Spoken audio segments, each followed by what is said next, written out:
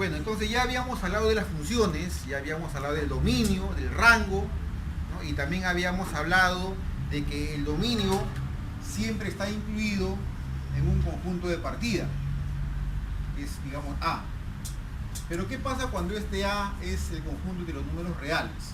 Entonces a esta función ya la vamos a llamar una función real de variable real, porque la función va a tener ahora como dominio un subconjunto de los números reales y su rango debe ser el conjunto de los reales. Entonces la gráfica de esta función ya será una curva, ¿no? Una curva continua, digamos más o menos así como esto. Ahí está, digamos.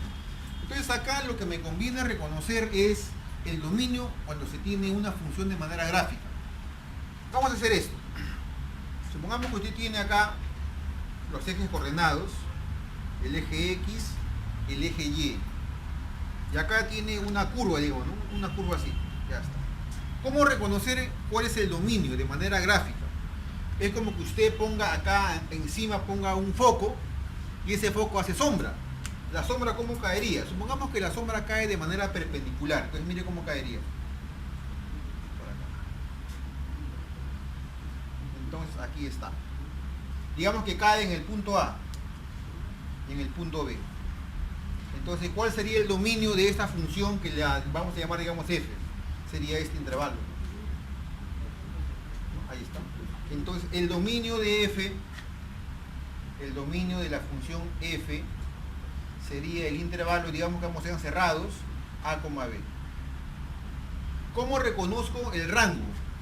Igual, es como que yo acá pusiera un foco, ese foco va a hacer sombra sobre el eje Y, y la sombra digamos que cae de manera perpendicular. Entonces si hago sombra acá, ¿cuál sería el punto más bajo? Está aquí. ¿Cuál sería el punto más alto? Este que está acá. Entonces todo este intervalito, que digamos lo vamos a nombrar como CD, sería mi rango, ¿no? Entonces para escribirlo, diríamos que el rango de la función f es el intervalo c, d. ¿Está bien? Y ese sería el modo como se reconoce el rango y el dominio en una gráfica. Muy bien. Hay infinitas funciones, hay un montón, pero hay algunas que son especiales por su modo rápido de poder reconocerlas o por la simplicidad de su regla de correspondencia. Entonces vamos a poner acá así: funciones especiales. Funciones especiales. La primera función especial que tenemos es la función identidad. Digamos, va a ser así: f en x igual a c. O sea, ¿quién es el dominio? Bueno, acá serían todos los reales, ¿no? El dominio sería... Vamos a ver quién sería el dominio y el rango. La gráfica es así: eje X, eje Y. Entonces, como esta es una función constante, va a ser una línea, una recta paralela al eje X. Acá está el punto C, que es por donde pasa. Entonces, jóvenes, ¿quién sería el dominio? Bueno, si yo hago sombra, como les dije, acá encima de esta recta roja, ¿a quién hace sombra? A todo el eje X. O sea, el dominio sería todos los reales. ¿Y quién sería el rango? Si pongo un foco por acá, esta línea recta, ¿a quién hace sombra? ¿Sobre quién hace sombra? Sobre el punto C. Ese sería el rango. C.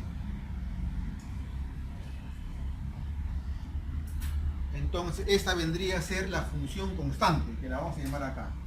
Función constante. Otra función, si conocemos, también por su simplicidad, la función lineal. Función lineal. ¿Quién sería? Esta es una función que más o menos está definida de esta manera: f en x igual a ax más b, donde a y b son números dados, ¿no? Y esta es la variable. ¿Cómo sería entonces acá su gráfico? Su gráfico más o menos es una línea, pues, no una recta, digamos así, oblicua.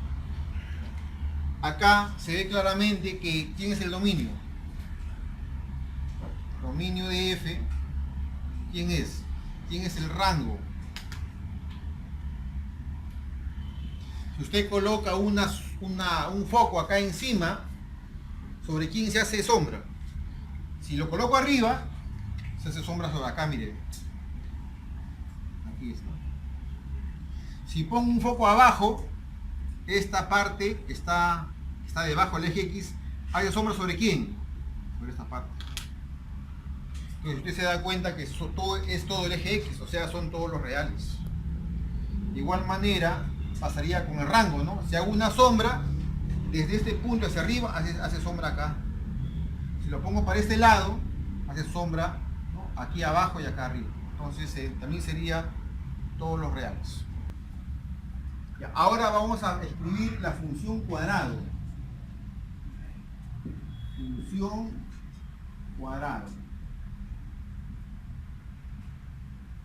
Su regla de correspondencia viene a ser de esta manera, ¿no? F en X igual a X al cuadrado. ¿Cuál sería su gráfica? La gráfica va a ser una forma de parábola, ¿no?, hacia arriba. Ahí está. ¿Cuál sería su dominio? Así a simple vista. El dominio de F, ¿cuál es su rango? Jóvenes, si ustedes ponen un foco por arriba, ¿qué pasa? ¿Sobre quién hace sombra? Hace sombra sobre todo el eje X, ¿no? Entonces, ¿quién sería? Mira, pongo un foco por acá, hace sombra sobre todo este eje X. O sea, sería todos los reales. Pero si quiero encontrar el rango, pongo un foco por acá, ¿sobre quién se hace sombra? Del 0 hacia arriba. O sea, serían los R más. Ahí está. ¿Está bien?